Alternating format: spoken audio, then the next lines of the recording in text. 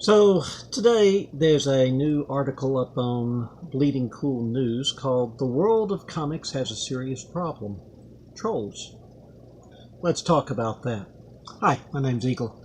I'm the publisher and the line editor at No Earth Comics, and today we're going to talk about trolls in specific and this article in general, and we're going to go over a couple of things because I've got a few problems here. Let's start with the good stuff.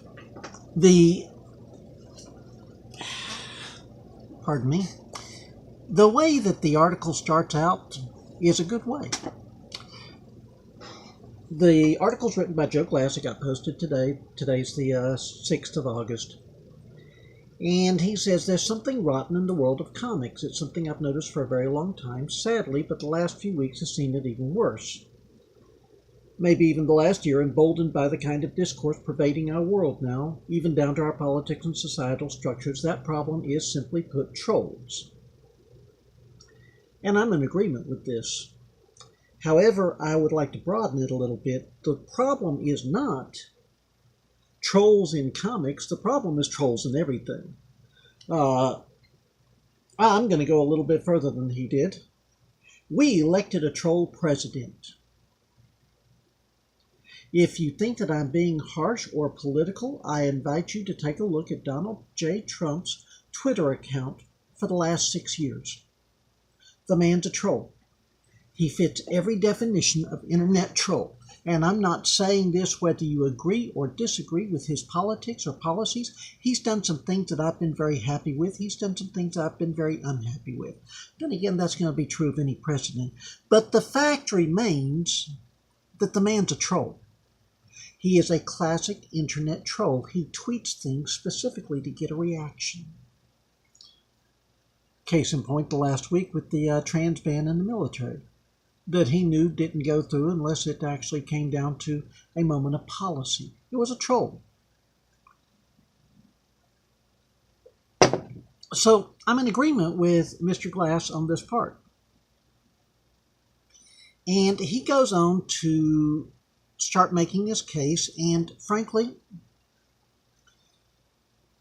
the case is clear. Okay? I like what he says here. I'm not going to read the whole article to you because you can go read it yourself. He says, note, I am not going to name names here. This article isn't about playing the shame game, and I will not be calling any particular individual out. But I most certainly will be discussing the kind of harassment and offensive dialogue that has sprung up in comics, or at least become far more visible through the advent of social media. He set a high standard there. He's taken the high moral ground. I'm going to join him on it because it's a good idea. Then he talks about gatekeepers and fat, balding, middle-aged white men as an offensive stereotype in comics. And I'm going to leave most of that alone. I take minor issue with comics felt inaccessible to minorities, women, and people of color for years. Having known minorities, women, and people of color in comics for my entire life as a collector, not so much. In fact, women are generally welcomed with open arms. Up until recently, but he then goes into the psychology of trolls and all that, and don't get me wrong, it's a well-written article, and I don't have a problem with anything that he says up until we get down to a particular level. And then I start having some serious problems. Now, herein, I want to go ahead and bring this up now so that there's no misunderstanding. My political and philosophical ideas are pretty much set. And the reason is I've spent a lot of time reviewing them. I've spent a lot of time developing them. I've spent a lot of time making sure that they were ethically and intellectually consistent. I've made sure that the logic worked on everything. I've spent a lot of time thinking about what I think, because I understand that we have to examine our motivations. We have to examine why we feel particular ways to actually replace how we feel with how we think. Because there are some things that they just hit me wrong. And I get to thinking about them, and I realize that that's just an innate prejudice on my behalf. However, what we come down to here is where he starts talking about Twitter. He says, this is especially true of Twitter, which continues to allow users to harass trans comic creators. A major part of this may be freedom of speech laws, especially in the U.S., which arguably have not yet caught up to modern technologies. Okay, let's argue that. Let's hold on to that for just a second. We'll argue it in a moment. In the majority of cases, while some of the things they are saying are so morally vile and objectionable, they have not broken any of the protections built into the sacrosanct laws of freedom of speech. They have not incited violence or unsafe physical situations, or at least not in a legally provable sense. They have not said anything that would be deemed obscene. They often avoid swearing or crass imagery, though not always, and they do not say anything that could be construed as legally libelous or slanderous.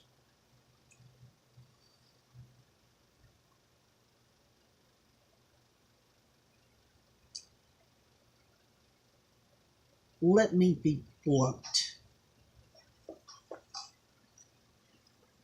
I disagree with the entire concept of trolling.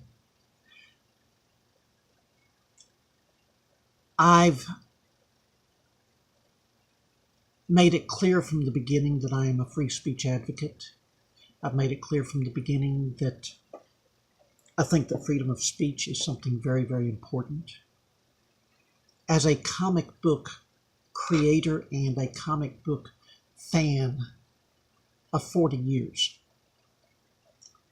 I recognize the fact that without the First Amendment, without freedom of the press, without freedom of speech, without freedom of association, we would not have comic books the way we have them today. Comic books have always been about freedom of speech. They have always been about freedom of the press. Even during the 1950s, 60s, and 70s, when the Comics Code Authority reigned supreme, underground comics were still there and were still making the power of the freedom of the press known.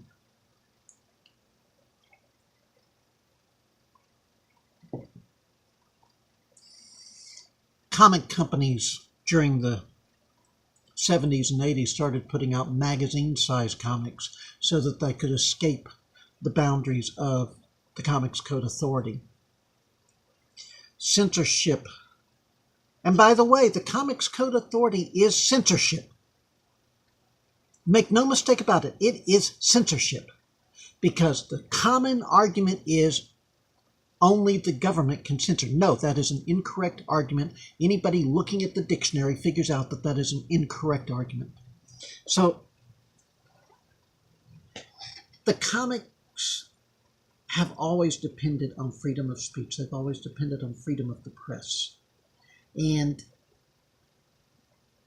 to argue, to use the phrase from this, that the laws in the U.S. have not caught up to modern technologies.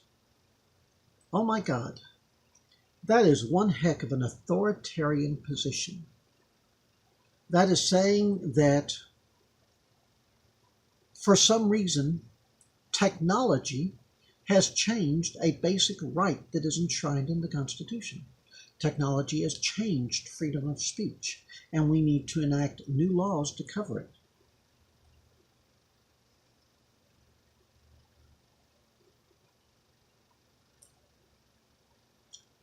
As soon as somebody has a cogent argument for that, we'll talk about it. But for right now, his next paragraph is also part of how we want to address this. He says, from this standpoint, Twitter can stand behind a wall of, they have the right to say these things, no matter the moral implications or repercussions. They might try to argue that shutting them all down is not possible, but we know this isn't true. After all, any account that is perceived to have any remotely Nazi content or imagery is banned in Germany, where such things are illegal and would see Twitter getting sued. So, Twitter can stand behind a wall if they have the right to say these things, no matter the moral implications or repercussions. Allow me to offer a counterpoint.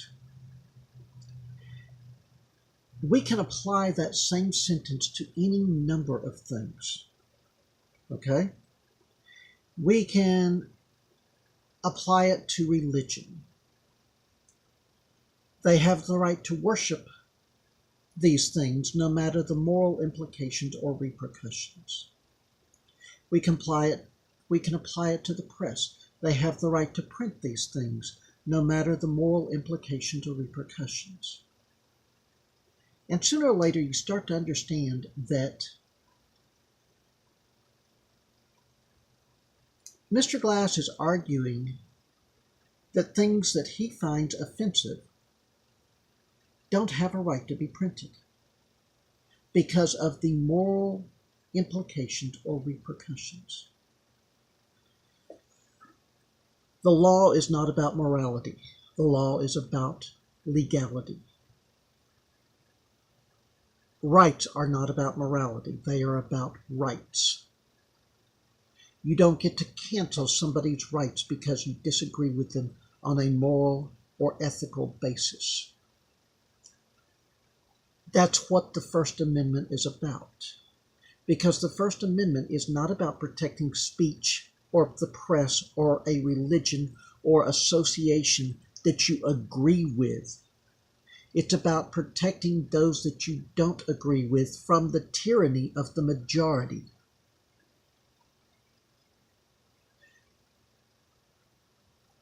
Not a single person in this country, in the U.S., not one single person anywhere in this country holds a complete set of views that is 100% accepted by the majority. Not one. Because everybody has an opinion on something that goes against the majority. Everybody. It would be philosophically impossible to agree with the majority on everything. So whenever we start talking about rights versus moral implications and repercussions, we start talking about the truth, tyranny of the majority, tyranny of people who disagree with you and have the ability to shut you down. My entire philosophy on the First Amendment comes down to a quote that is often attributed to Voltaire, but he didn't actually say it. And it goes something like this. Sir, I disagree strongly. No, I disapprove strongly of what you say, but I will defend to the death your right to say it. And that's where we're at. I disagree with trolls. I don't like trolls. Occasionally, they provide a useful service. I've seen cases where progress could not have been made without the trolls coming out in force. But as should have been obvious from my most recent video in the op-ed series, the Milkshake Gate video, I don't agree with what trolls do. I don't agree with the I don't agree with the harassment. I don't agree with the calling out. But let me give you the other side of the troll argument right now, because I can see it. As Joe Glass, or as Mr. Glass noted, there are Marvel and DC execs that have basically fallen to the level of trolls. There are a lot of writers and editors at the big companies that have basically fallen to the level of trolls. They intentionally antagonize their fan base. They intentionally say things to make their fan base feel worthless. They say things such as, I don't want you buying my comics. I don't want your money. If you have this view, you are evil. This is trolling. Make no mistake about it. Just because they happen to have a official comic book company position, they're trolling. Don't feed the trolls. First rule of the internet, don't feed the trolls. You hear this constantly, don't feed the trolls. A lot of what I see on places like Twitter can only be referred to as troll-on-troll violence. I'm going to go to hell for that one. But it is trolls attacking trolls. They're doing the ban each other's stuff. They're doing the block each other's stuff. They're doing the sock puppet accounts. They're doing the whole bit. It's troll-on-troll cyber violence. It affects me very little. It affects the average comic book person very little, other than making them disgusted with the whole thing. So, while Mr. Glass makes allusions towards a authoritative dictocratic solution for the troll problem, in the end, he actually comes back to sense and says that this is something we need to talk about. And he's correct. We need to talk about this. This is something that is affecting comics. It's going to continue to affect comics. And it's something that we need to be aware of and see what we can do about shutting down. And we're not going to shut it down by deplatforming people. We're not going to shut it down by internet regulation. We're not going to shut it down by shaming. We're going to shut it down by discourse. We're going to shut it down by conversation. We're going to shut it down by calling trolls what they are, which is trolls. And we're going to shut it down by rationality, because let me tell you something. Attempting to legislate morality, either through governmental or corporate action, does not work. If you think it does, show me one point in history where it ever has worked. It doesn't work.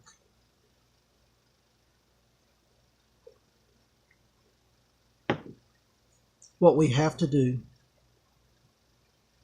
is be aware that this element exists. Be aware that this element is, as Mr. Glass puts it, loud. And be aware that this element of fandom is a minority. And they need to be trimmed away one troll at a time until we no longer have to worry about them. They need to be educated. They need to be converted. And in the end, we're not going to succeed. It's a noble fight, but we're not going to win it. And the reason we're not is there are simply people out there that enjoy being asses. It's been that way forever. And nothing that we do is going to change it. All we can do is minimize it. Please leave me some comments. I'd like to continue this discussion in the comments. And I mentioned this in the Milkshake Gate video, but my one takeaway that would actually help this whole thing is if you are a comic creator, if you are somebody who works for a major comic company, please create a second account. Please create an account for your personal life as well as an account for your professional life, and keep the professional one professional. Thank you very much for tuning in. And since this is an ongoing topic, I'm sure we're going to talk again. Thank you.